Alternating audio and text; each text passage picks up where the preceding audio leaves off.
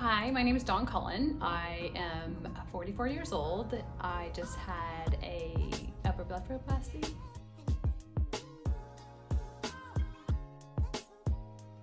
A vertical restore and a fat transfer by Dr. Karam.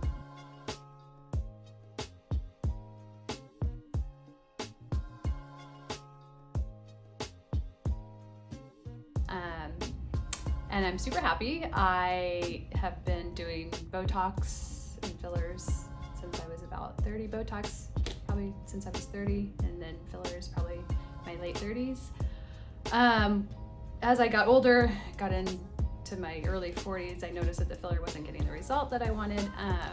So I had randomly found him on Instagram and seen his amazing photos and his amazing results from some of these women that were like 70s that looked like they were in their 40s. And so I just kind of followed him and I loved his work. Finally did a consultation and had it done, and I'm super happy. I felt like I would get fillers and the fillers just weren't getting me to where I wanted to look. So they were starting to look weird, and yeah, so super happy that I did this earlier rather than later into my 40s.